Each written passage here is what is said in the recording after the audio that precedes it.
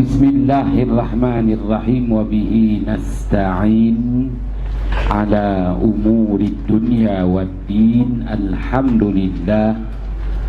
Wa salamun ala ibadihi allazina astafa.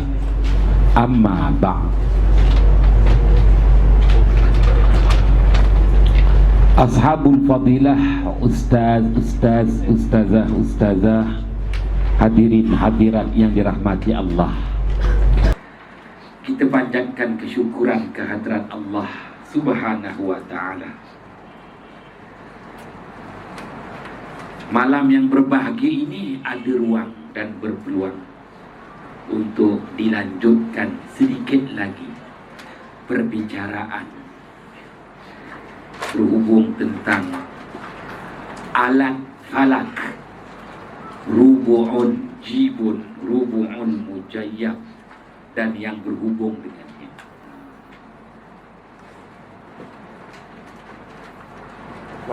Masjid Allah Akbar. Kenapa itu? Bukan. Stasiun tak? Tekan aja. Oh, tekan je. Okey. Ayo.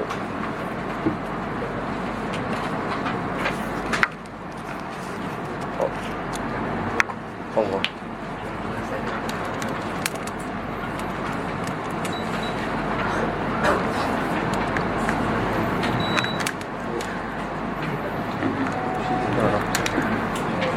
Itu power buat macam ni.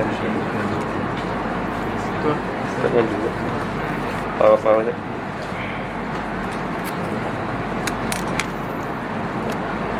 Merajuk pula dia ni, ya? Baiklah, sebelum dilanjutkan, kita baca dulu ada soalan yang dikemukakan. Kenapa sewaktu masa syuruk tidak ada khilaful manzar, yakni pembiasan cahaya, tetapi waktu maghrib ada khilaful manzar, ikhtilaful manzar? Baik,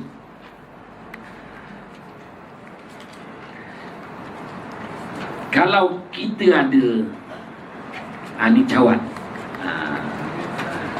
kalau cawan ni kita letak, ambil sebatang pensel, kita celupkan pensel tu, kiranya pensel tu kita celupkan dia dengan garis lurus tegak, kita tak akan nampak di situ ada pemisah.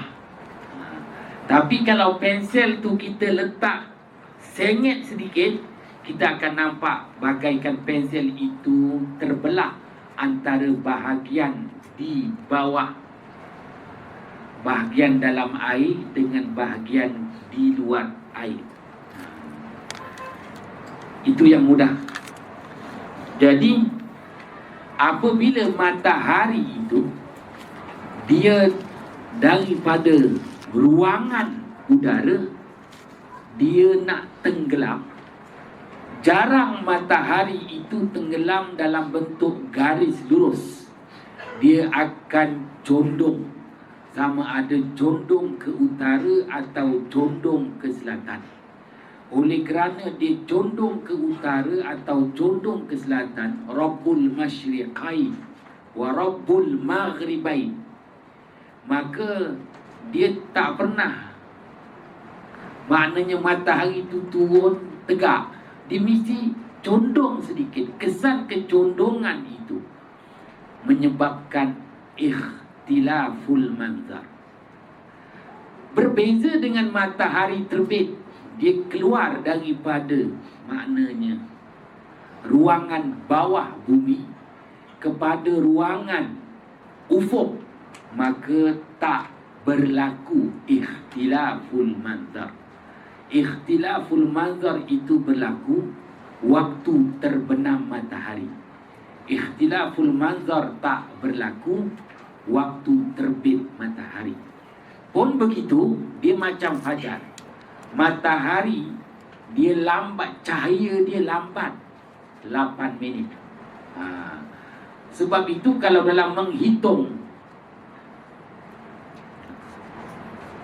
waktu syuruk, maka kita tak akan tambah ikhtiyat.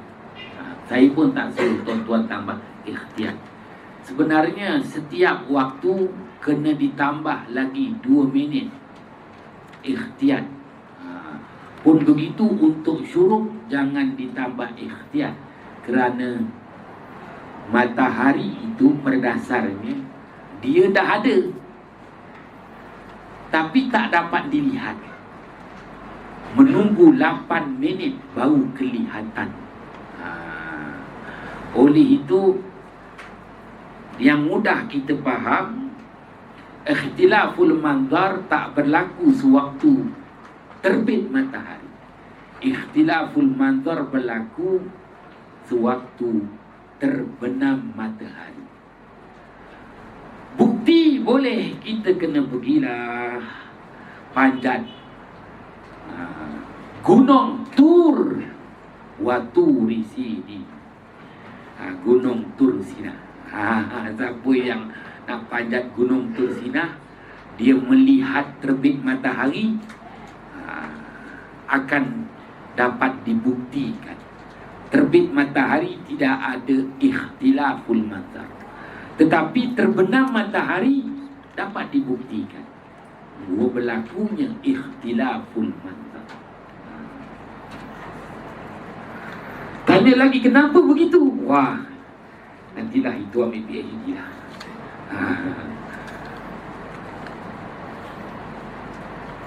Tak dapat dulu kena padamkan dia. Adakah ilmu falak ini boleh digunakan untuk pengiraan keserasian pasangan dan cari benda yang hilang dan mengetahui keadaan orang yang jauh dari kita?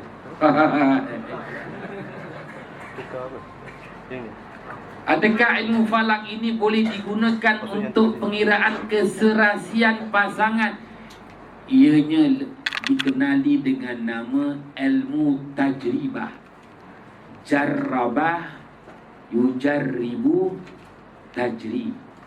Dalam bahasa Melayu kita kata uji kaji. Kiranya menjadi mujarabah. Jarraba yujarribu tajrib mujarabah. Jadi ianya berdasarkan nilai-nilai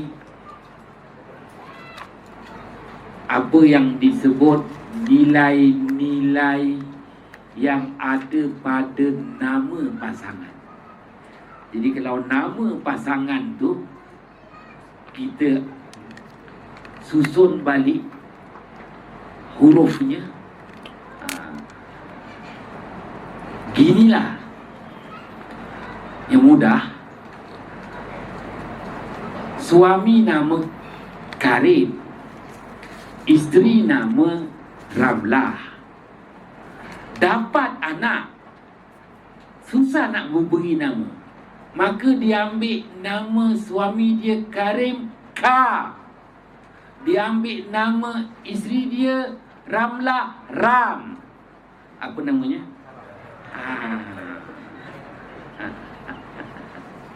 Nak menyatakan dia akan gabungkan nama suami, nama pasangan tu. Boleh tak digabungkan nama pasangan? Jadi itu lebih kepada tajribah saja, bukan satu keyakinan. Dia bukan satu keyakinan. Ianya satu, dalam bahasa Melayu kata kebarangkalian. Barangkali begitu. Jadi itu yang boleh saya nyatakanlah.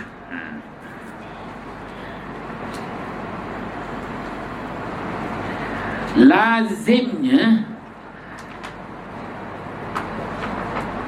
kalau tanya dengan saya, lazimnya keserasian itu kita kena tahu tarikh lahir. Milad, tarikh lahir si Karim dengan tarikh lahir si Ramlah. Setelah tahu kedua-duanya tarikh lahir tu, yelah, tak percaya tak apa, dengar je. Kan dah orang bertanya. Jadi tarikh lahir ni nanti kita akan lihat dia lahir itu ketika musim apa. Karim lahir musim panas, Ramlah musim sejuk. Kita akan gabungkan, boleh tak? Siapa matikan siapa? Panas matikan sejuk atau sejuk matikan panas? Itu je. Man hasuna bidayatuhu hasuna nihayatuhu. Jadi tak bukan satu keyakinan, ianya hanya pedoman. Paling tidak kita dah faham bahawa pasangan kita dia ni lahir pada ketika musim panas. Maka lahir pada musim panas ini memang akan mempengaruhi pemikiran, fikiran dan perasaan. Lama pula aku cakap benda ni. Kerana Allah beri kepada manusia ni dua unsur. Laqad khalaqnal insana fi ahsani taqwim. Manusia sebaik-baik ciptaan. Kerana manusia diberikan dua unsur, unsur akal dan unsur nafsu. Akal melahirkan fikiran, nafsu melahirkan perasaan. Sama ada akal tu melahirkan fikiran, fikiran yang baik namanya yaqadzah, fikiran yang jahat namanya ghaflah. Begitu juga perasaan. Allah beri kita nafsu. Nafsu melahirkan perasaan. Perasaan yang baik namanya iffah, perasaan yang jahat namanya syahwat. Maka antara fikiran dengan perasaan dia berhubung. Itu namanya qalbu. Kalau qalbu tu maknanya gabungan fikiran dan perasaan. Apa yang kita fikir, itulah yang kita rasa. Apa yang kita rasa, itulah yang kita fikir.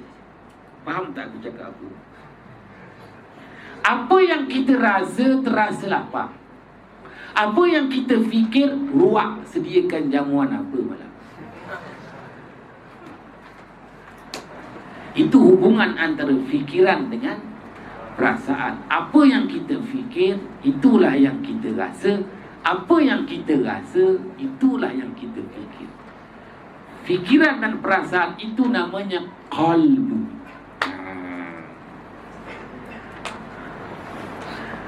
Jadi kata belajar falak, tiba-tiba belajar tasawuf. Bagus.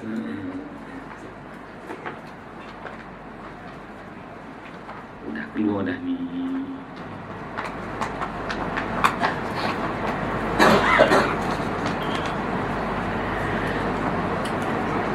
Cari benda yang hilang. Nak cari benda yang hilang, dia kena al-aslu baqa'u ma kana ala ma kana. Istishabul asl. Kena balik asal. Kena tanya dulu, terakhir yang kau ingat benda tu kat mana? Lepas tu barulah kita iktibarkan.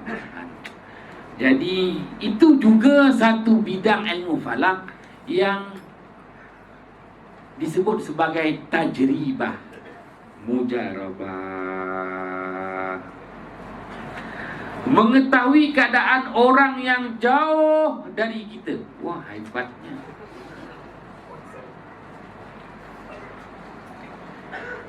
Kalau ni dulu, ni ceritalah. Mungkin Ashabul Fadilah boleh terima, mungkin tak boleh terima. Saya tak marah macam tu, kerana setelah lama saya muzakarah dengan almarhum Datuk Dr. Haruddin berhubung tentang masalah safar roh. Ini kena ilmu safar roh. Allahu yatawaffal anfusa hina mautiha wallati lam tamut fi manabiha. Itu firman Allah. Safar roh. Contoh saya nak tahu dekat rumah Johor tu,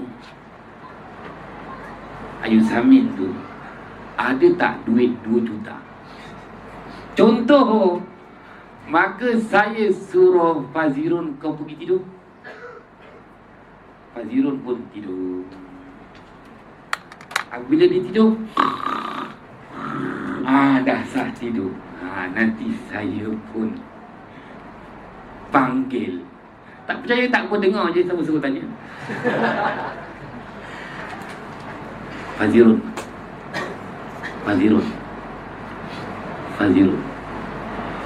Nanti dia kata, "Ya Ustaz."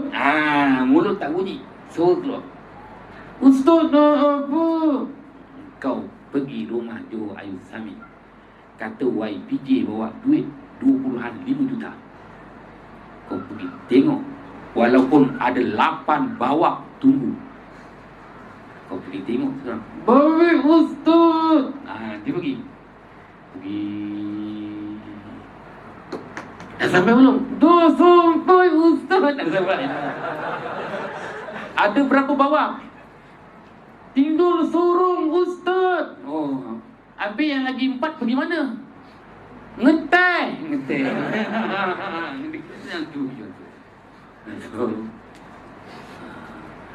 Ustaz, duit tinggal 1 juta.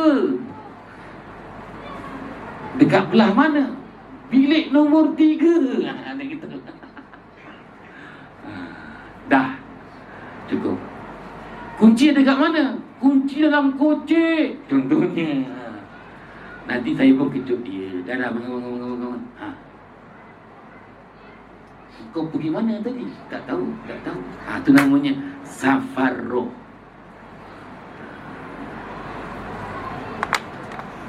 Nanti esok dia tak pergi kuliah, dia letih, penat aja. Roh dia berjalan malam tadi, dia penat.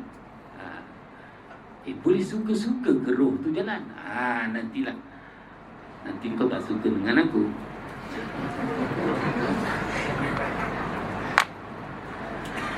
Jadi dalam perubatan Islam ada juga kaedah-kaedah begitu yang saya menyatakan berisiko.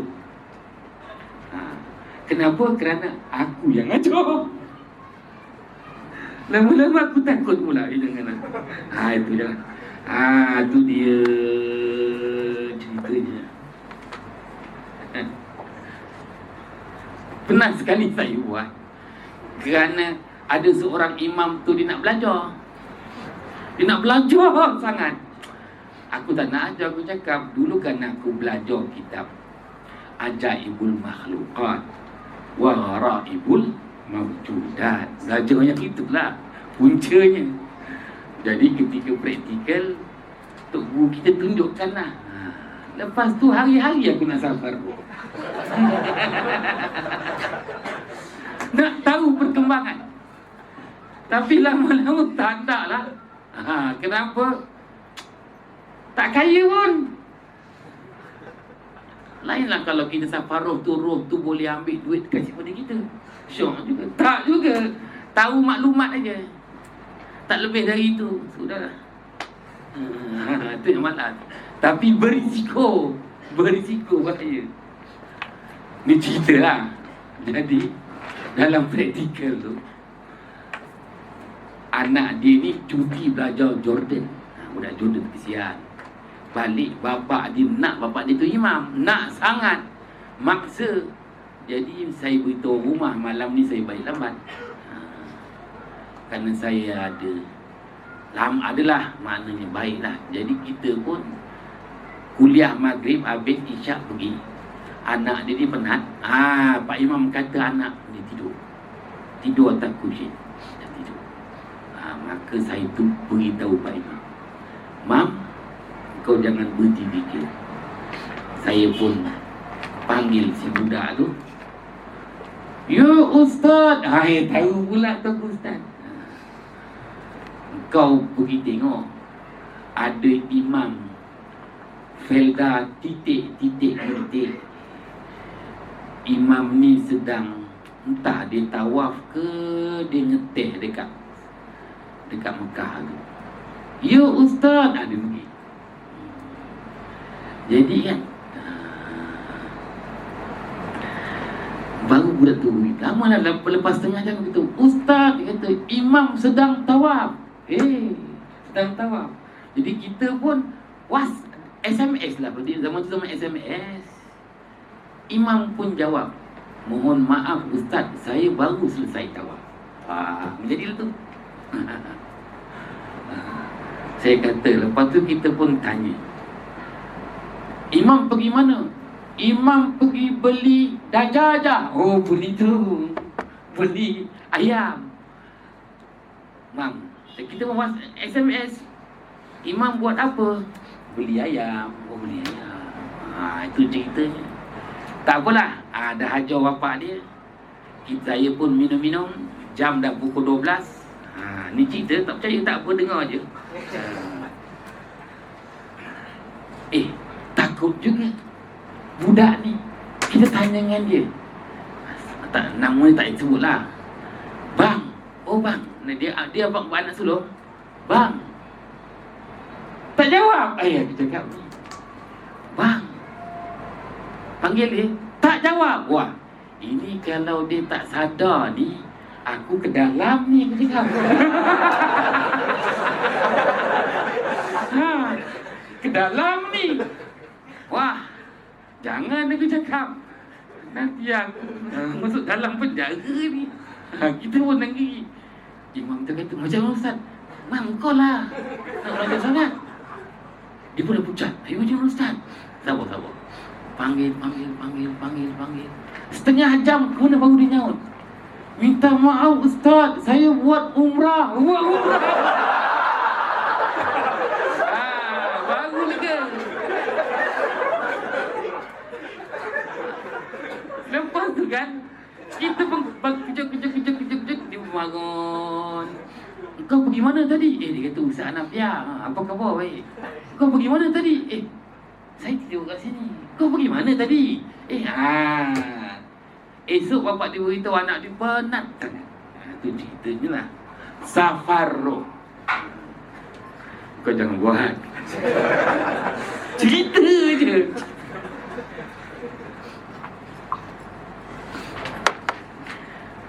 Tak tahu juga kan, kalau terdesak kan, maknanya di safar roh dia pergi dekat penjahit darah Azhar tu kan, dia ambil sijil semua mumtaz.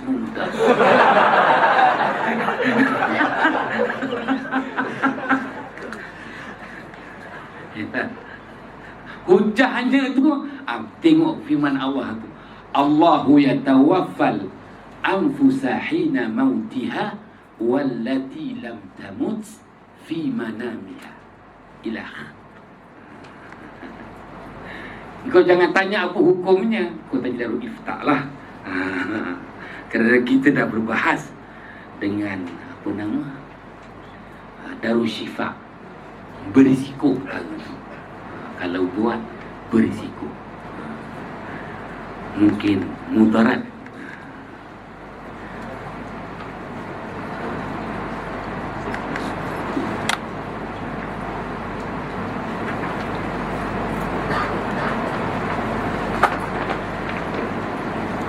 Pandai dia, time kita nak ngajar kita tak nampak.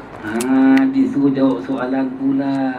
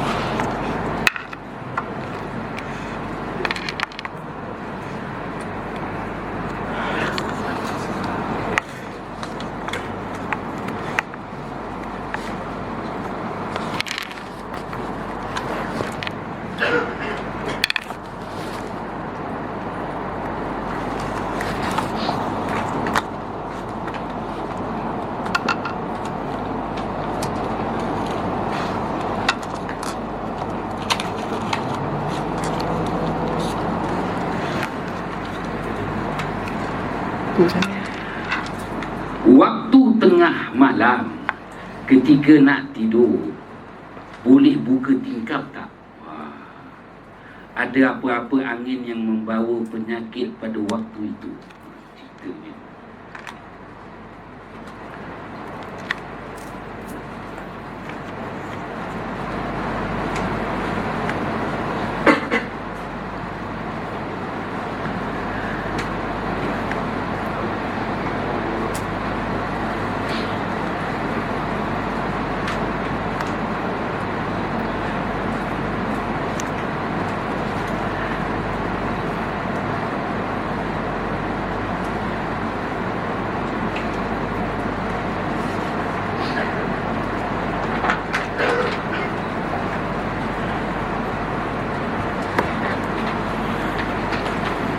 Baiklah, kita belum bahas dan kita akan sambung sikit lagi kerana maknanya banyak sangat soalan ni, tak semua yang mampu saya jawab.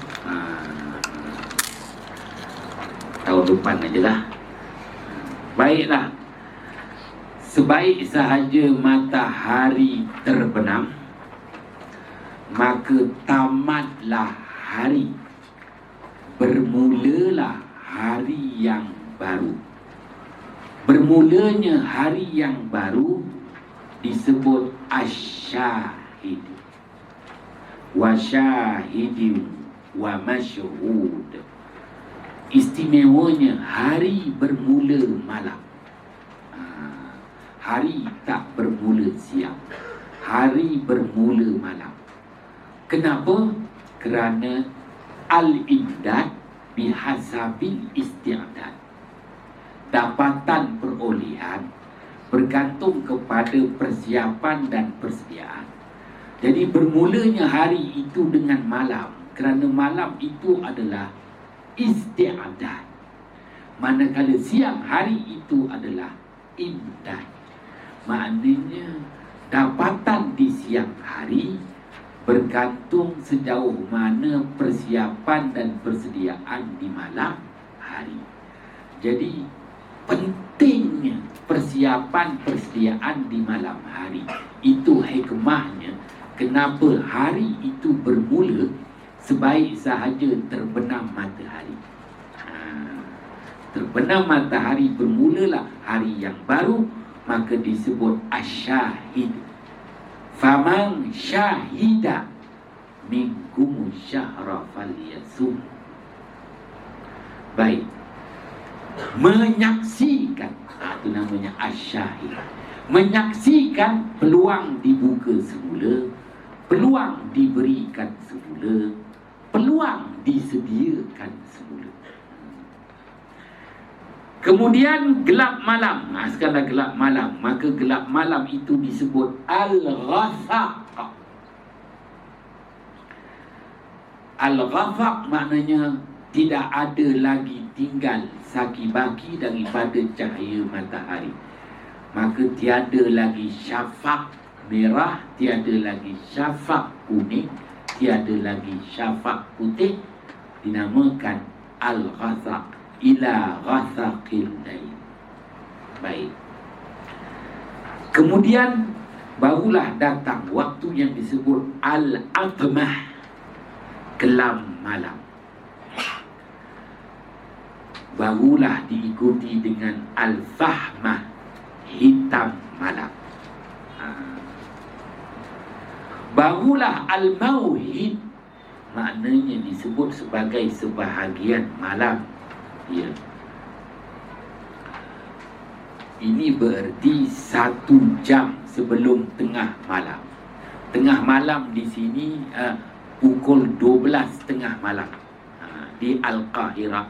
Maka 1 jam sebelum 12, iaitu jam 11, itu namanya Al-Mauhid.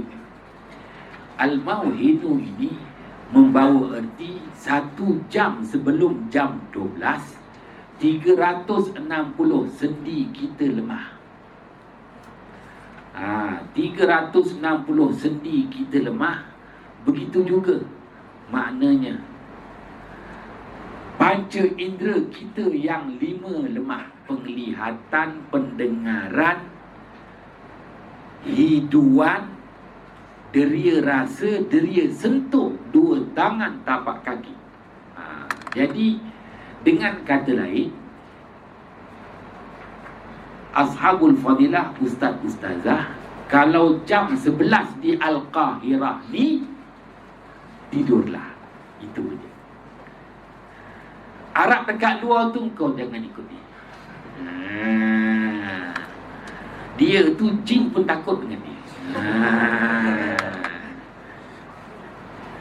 Tapi kalau kita, waktu ni lah orang menyanyi, jangan tidur lagi, jangan tidur lagi, hancur. Dia maknanya 1 jam sebelum jam 12 tu. Memang waktu Al-Qahirah ni kalau pukul 12 tu tengah malam tu sebenarnya. Pukul 11 tu dah memang Al-Mauhidu. Al-Mauhidu tu lebih membawa erti kepada panca indera kita yang 5 tu lemah, kurang berfungsi. Jadi nak nyatakan juga tidur je lah. Yang nak teruskan, nak study, nak baca kitab, teruskan. Tapi panca indera dah lemah. Rehatlah. Setengah jam sebelum pukul jam 12, dengan kata lain 11.30, Al-Qat'u, akhir malam maknanya Al-Qat'u. Tetapi Al-Qat'u tu maknanya putus lah. Kan ada akhir malam putus. Kalau makna putus di sini berdasarnya dah bukan kekuatan manusia, itu kekuatan makhluk-makhluk yang tak nampak di penglihatan mata. Jadi kalau 11.30 nak merayap lagi, terjumpa dengan sesuatu, tasyakul, tasawur, memang patut jumpalah. Kerana itu bukan waktu manusia beroperasi. Itu waktu makhluk lain yang beroperasi. Kecuali maknanya ada di kalangan kita yang diberi tanggungjawab. Al-Jawshan, berlalu sebahagian malam. Ini pukul 12 tengah malam. Dengan kata lain, tidurlah pada waktu ini. Tidurlah. Tidurlah. Jadi nak paksa pun tak boleh juga. Tak nak tidur, itulah. Kalau kita susah nak tidur malam ni, ialah pada waktu itu panca indera kita dah tak berapa nak berfungsi. Tapi nak study juga, itu yang kita baca kitab Iqna Kana. Balik semula asyik Kana. Balik semula Kana. Kena Winston baru Yakun.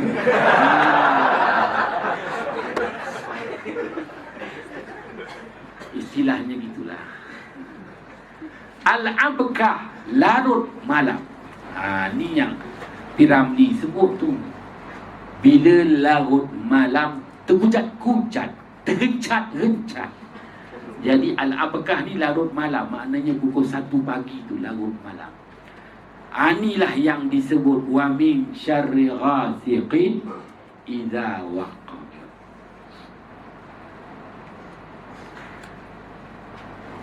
Dalam muzakarah tertutup dengan Darussyifah, saya menyatakan bahawa dalam mengubat, kita pastikan pukul 11 malam kita dah tak merawat lagi.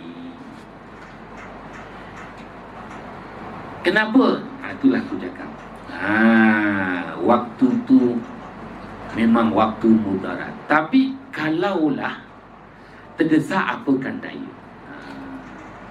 Tiba-tiba kita rajin nak merawat lagi, dah pukul 12 malam, memang subuh nanti baru selesai. Istilahnya begitu. Orang semangat dia nak merawat, Jadi kalau tengah malam dimekik-mekik, kau biarkan aja. Nak rawat, sampai subuh dengan sendirinya dia hilang. Dululah mula-mula saya mengajar sekolah Arab Kota Tinggi. Jadi bujang lagi, orang tahu kita ni ada pandai sikit-sikit je lah, bukan pandai-pandai sangat. Dia nak minta saya ngubat. Boleh saya kata, tapi syarat saya nak mengubat ni, saya kata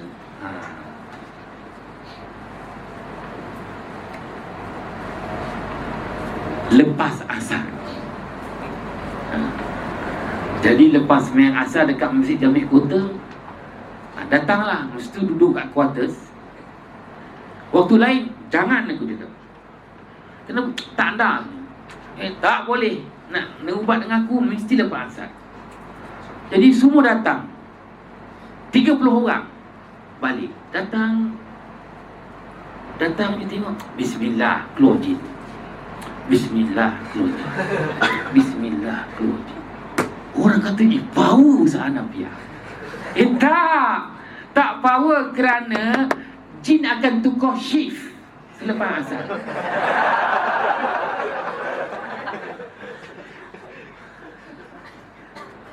Oleh itu tengah malam begini, jangan, dia tak tukar shift. Jadi jangan kau. Orang pun lepas tu dia telefon, ustaz, kan dah ngubat dengan ustaz, jin dah keluar, kenapa lepas 3 hari masuk balik? Standard ISO. Jadi kalau kau nak balik-balik ni agak-agak kerja tak ada. Buat macam tu aja. Daru apa? Daru putar. Jadi merawat selepas asar hingga maghrib. 50 orang selesai, baru dapat senang. Jadi kalau seorang RM30, 50 orang dah dapat je. Ini kadang-kadang tengah malam kita baca ayatul Ruqayyah sampai subuh tak keluar-keluar, dapat RM30 aja. Letih pula tu. Contoh. Tak faham tak apa. Baik. At-tabashir, inilah dia waktu live seorang hamba dengan Tuhan ni. Kalau ikut jam dekat Mesir ni, tabashir ini pukul 2 pagi. Jadi tidurlah awal, pukul 11 dah tidur, pukul 2 pagi bangun. At-tabashir. Kan kita tengok macam mana Salah main untuk Mesir tu kan. Tabashir live seorang hamba dengan Tuhannya Allah Subhanahu wa ta'ala. Al-Fajrul Awal, Al-Fajrul Sani. Al-Fajrul Awal itu adalah Fajar Kadhib. Al-Fajrul Sani, Fajar Sadiq. Al-Mu'tarib, terbentangnya cahaya matahari, wahal matahari belum terbit lagi.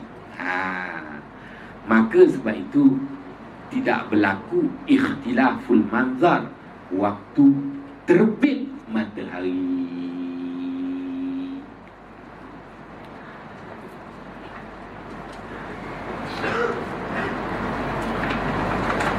Tapi jangan dibuatlah. Aku nak ingatkan juga korang semua, takut-takut kau ikut semua ni. Lepas tu orang dah percaya pada kita, kita mengubat orang jin keluar. Ingatlah, maknanya kalau orang panggil, tengok dia pun telefon, ustaz dekat asrama ni ada gangguan. Tengok jam pukul 12. Aku pun kata, Syekh, Ana di luar kawasan. Habis ustaz nak sampai bila? 10 minit sebelum subuh. Jadi subuh tu dia memang tukar shift. Sampai je la haula wala quwwata illa billah. Baik semua. Dah dia kata, power Ustaz Hanafiah. Tak, engkau je tak faham jadual. Jadi kalau orang telefon kita tengah malam, kau jangan pergi. Yelah, kita tak tahu kan. Kerana kita pun tak nampak. Nak berurusan dengan benda-benda yang tak nampak ni susah. Baik jangan. Istilahnya begitu.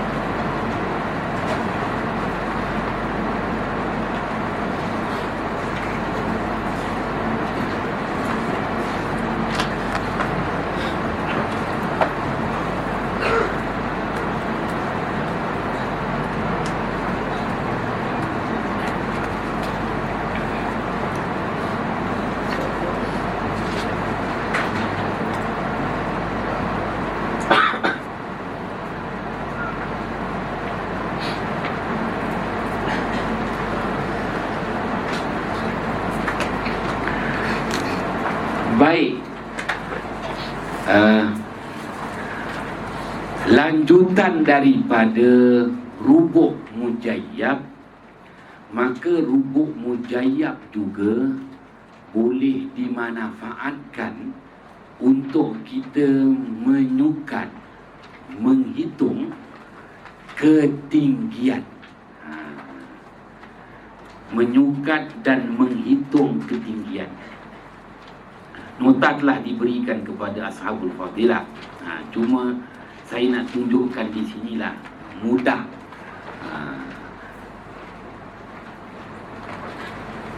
Ada masa kita buat, tapi memang dah tak ada masa lah. Contohnya seperti gambaran di sini. Kita nak menghitung ketinggian sebuah pulau. Kenapa?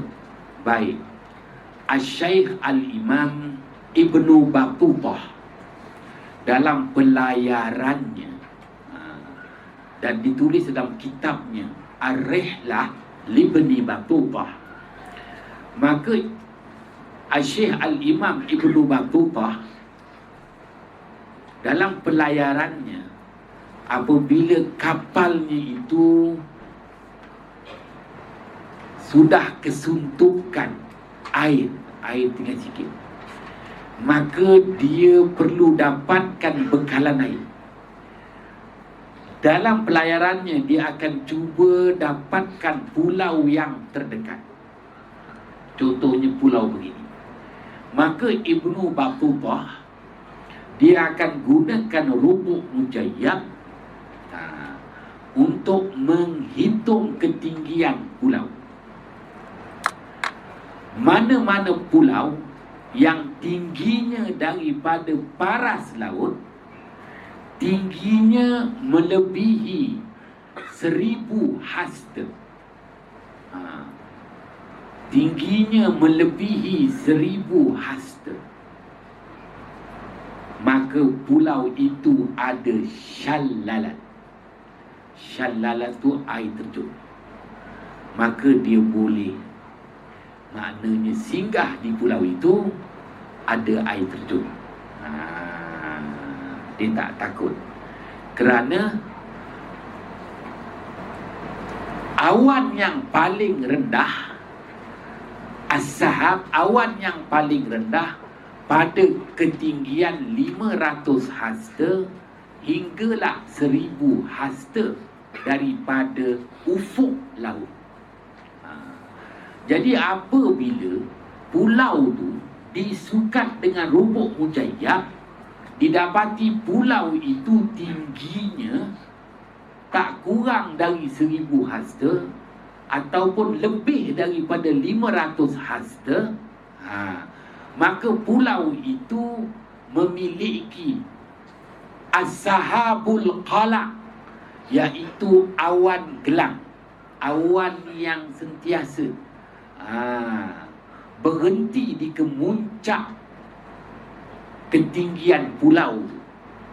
Maka pulau tu kalau tinggi macam pulau tinggi di Kota Tinggi di Mesir, memang ketinggiannya tu kalau kita guna rubuk mujayyab, maknanya lebih daripada 1000 hasta.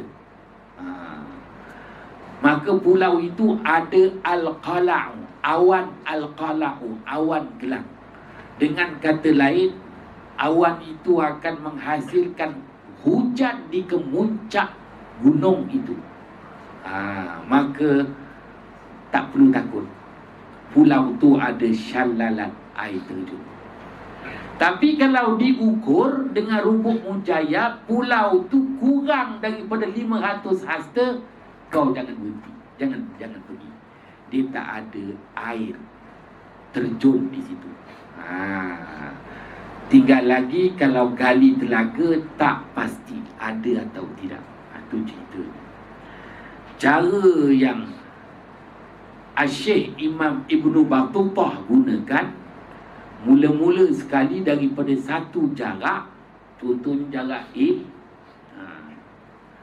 dia ambil ketinggian, kemudian dia bergerak ke depan, berhenti dekat B, dia ambil lagi ketinggian kemuncak, hasil an-nisbatu baina syai'ain, nisbah tu dia akan dapat.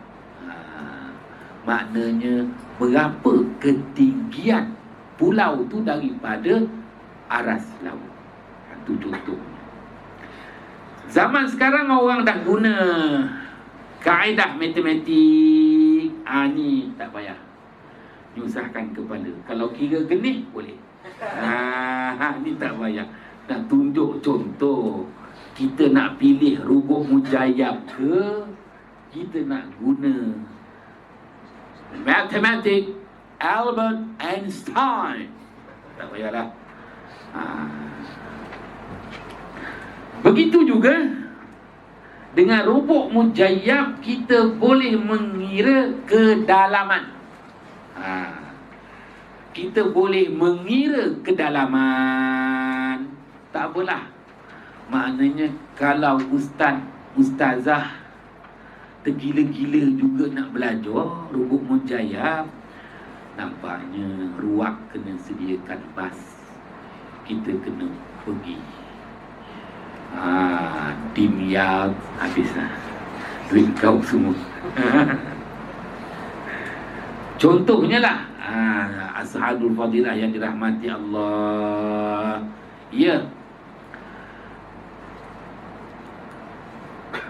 Panglima Islam yang Rasulullah sallallahu alaihi wasallam sabdakan, wala ni'mal amir zalikal amir, wala ni'mal jaish zalikal jaish. Uthmaniyah Turki. Jadi Muhammad Al-Fatih dia mengira kedalaman.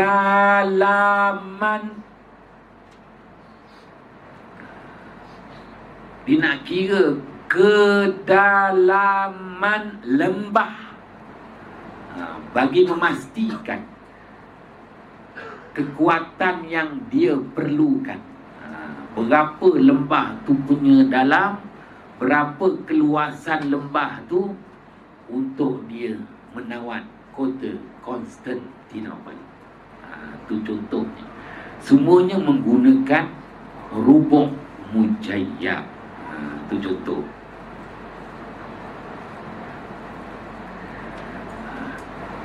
Nama pulau ni Pulau Pemanggil di Mesir.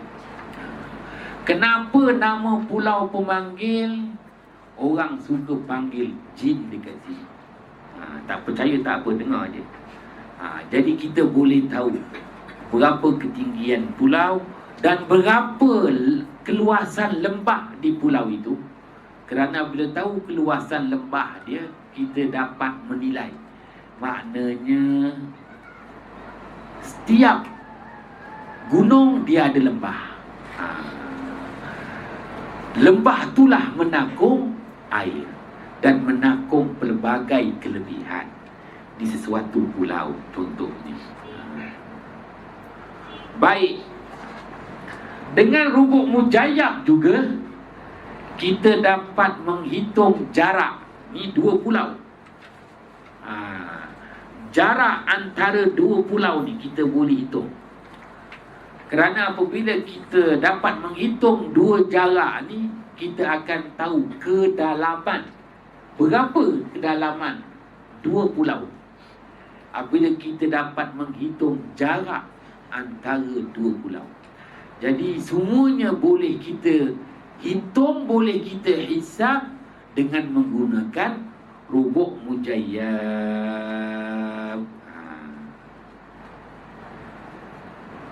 Baik, selesai yang dinyatakan. Tak apalah, ini cuma bukan promosi, beritahu betapa istimewanya rubuk mujayyab. Banyak penggunaan daripada rubuk mujayyab itu.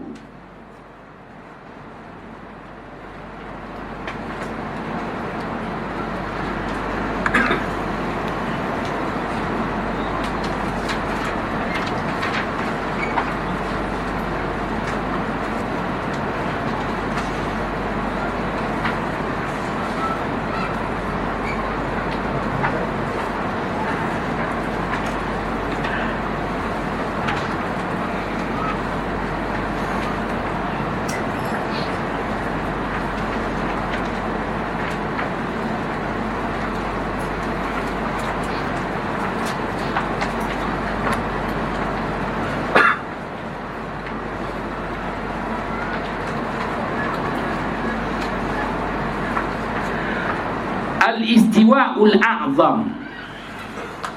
Setiap tahun ada dua tarikh matahari memintas di atas Kaabah. Maka nilai matahari memintas di atas Kaabah itu disebut dengan istilah fiqh Al-Istiwa'ul A'zam. Al-Istiwa' kedudukan matahari. Al-A'zam merujuk kepada Kaabah Baitullahil Atiq. Al-Istiwa'ul A'zam kedudukan matahari memintas Al-A'zam Kaabah Baitullahil Atiq. Setiap tahun ada dua tarikh. Ini untuk tarikh Malaysia. Maaf, ini untuk jam Malaysia.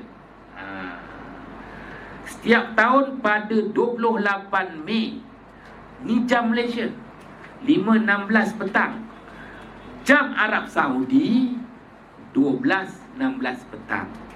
Jam Kahirah 11.16 petang. Itu dia. Dan setiap tarikh 16 Julai jam 5.20 petang, ini waktu Malaysia. Waktu Saudi 12.28. Waktu Kahirah 11.28. Ubah tangtu je.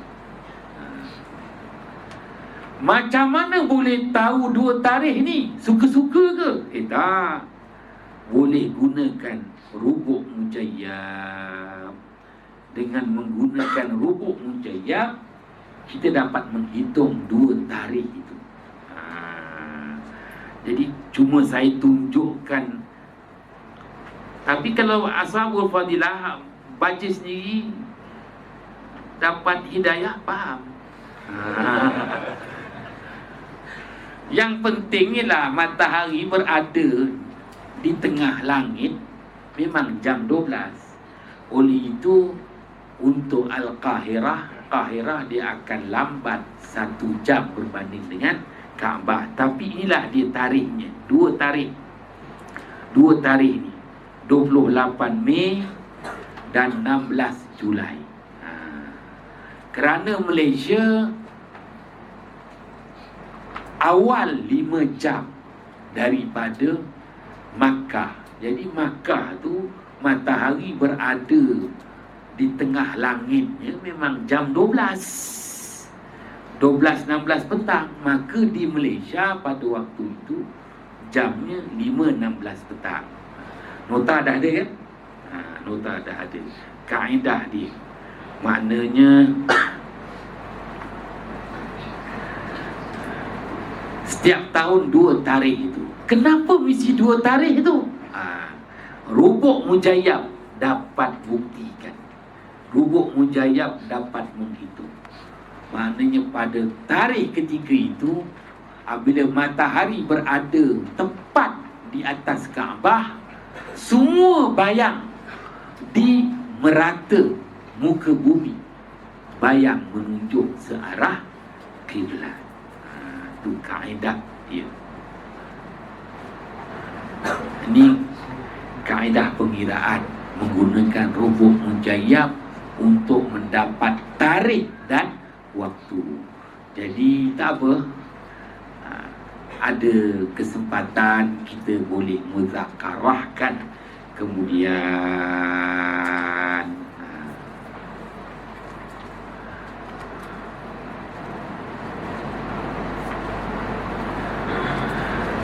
baiklah sebagaimana yang dijanjikan.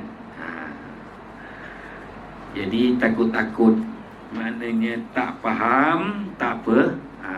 Saya berikan kepada Ashabul Fadilah satu perisian Excel untuk kita menghitung waktu solat satu dunia. Jadi Excel tu kalau buka di bahagian lokasi. Bila buka di bahagian lokasi, dia akan keluar begini. Jadi Arau, Kangar, Alusta, Baling,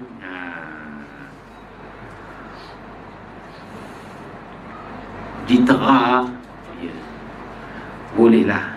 Georgetown semua boleh. Semua ada. Sabah, Sarawak semua ada, jangan takut. Johor dia main zon 1, zon 2, zon 3. Semua ada. Jadi katakan Ashabul Fadilah berada di Kahirah. Jadi ikut. Kita boleh tukar-tukar kat sini. Boleh tukar. Tekan Al-Kahirah ni, kita boleh tukar letak negara apa. Yang ini adalah nilai garis bujur. Yang ini adalah nilai garis lintang. Jadi 31 darjah titik 15 minit. 30 darjah titik 03 minit. Maknanya yang di sini nilai jam. Macam Kahirah, jarak waktunya dengan London adalah 2 jam. Yang kosong ni ketinggian. Ambil aja ketinggian 0 darjah. Ketinggian ufuk di Kahirah 0 darjah.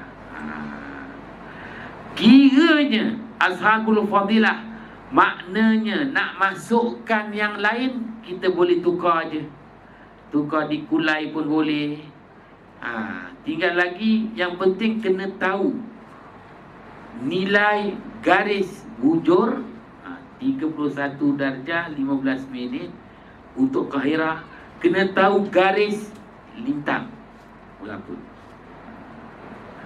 Dan tahu nilai jarak jam daripada Kahirah ke London. Baik, contohnya lah, dah faham yang ini, kita Contohnya Ashabul Fadilah, ustaz-ustazah sudah berlanggan dengan stellarium. Inilah yang buat orang Mesir, mahal semua. Stellarium, tekan stellarium tu.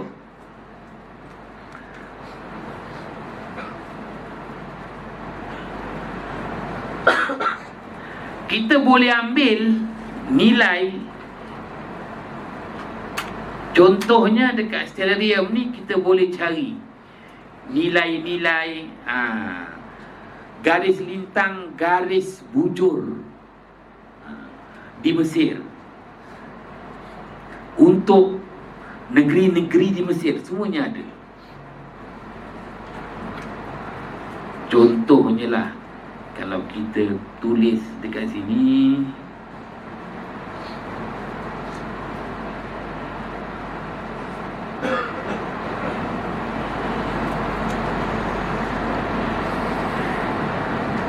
pergi di sini, tulis sajalah negara Mesir. Tak ada. Iji pandai.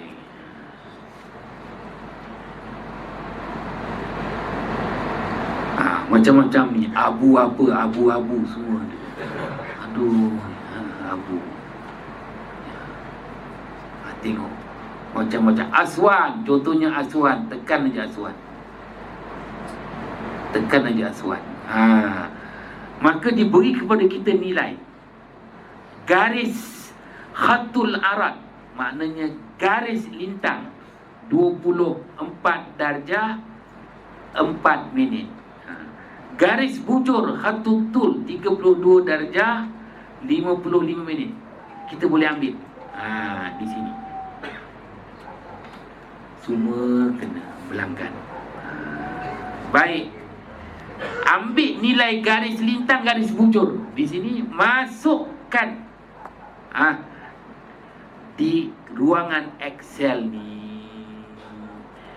Katakan Al-Qahirah, kita dah masukkan nombor kod dia 1418. Jadi ingatkan nombor kod. Setelah kita masukkan, ingatkan nombor kod dia tu 1418. Barulah kita nak tahu jadual solah, tekan solah. Nak tahu cerapan tapak anak bulan nampak tak nampak, tekan cerapan tapak. Contoh. Baik solah, tekan solah. Keluarlah waktu solat. Jadi tulis dekat kod tu 1418. Masukkan, maka dia akan keluar Al-Qahirah. Dikeluarlah negara Mesir. Tahun bila? Masukkan. Baik, kalau kita nak ambil musim bunga, bermula musim bunga bulan Mac, tekan nombor 3. Untuk lekat dekat mana-mana. Tengok. Kita dah dapati.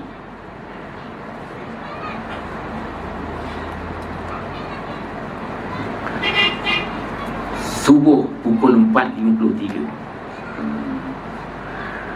Kita tengok pula nanti, kerana ni musim bunga. Kalau kita tengok bulan 12, type bulan 12,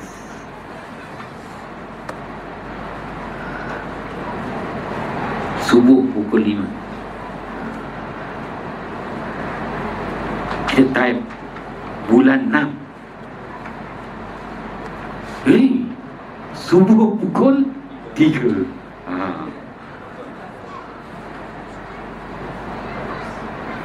Woi, berat tu.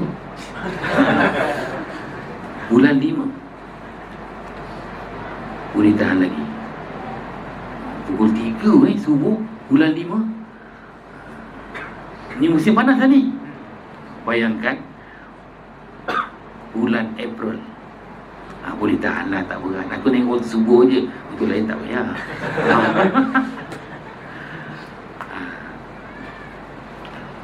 Yang lain cerapan tapak untuk tu nak tahulah.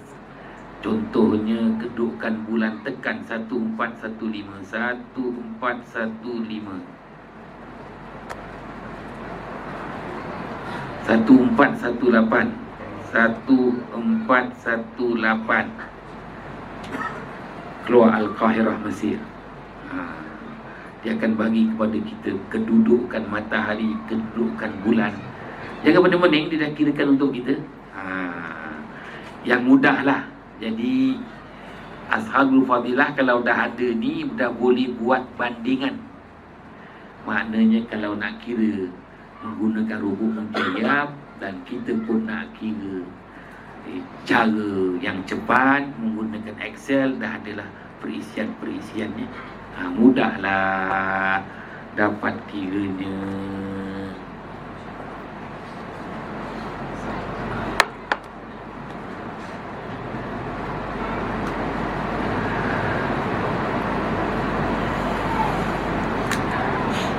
Saya mohon maaf atas kekurangan yang saya tak dapat berikan yang terbaik untuk keperluan ustaz-ustazah yang dihormati. Pengetahuan saya pun taklah banyak mana. Tinggal lagi maknanya ilmu falak merupakan ilmu alat. Jadi ilmu yang agak luas kalau sebut ilmu falak ni. Bolehlah maknanya diperluaskan lagi. Kerana apa? Kalau sebut falak ni dia ada dua. Ilmu falak syar'i, maknanya ilmu falak untuk keperluan syarak. Maka lebih kepada hitungan kiblat, hitungan waktu solat, hitungan anak bulan untuk mensabitkan awal bulan Ramadan, Syawal, Zulhijjah. Itu saja.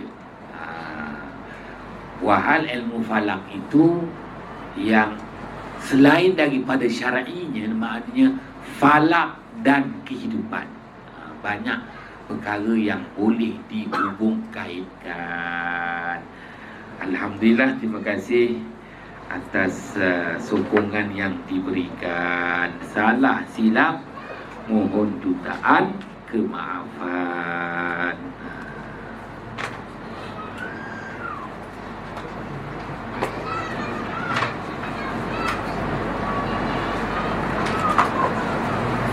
Wabillahi taufiq wal hidayah. Wassalamualaikum warahmatullahi wabarakatuh.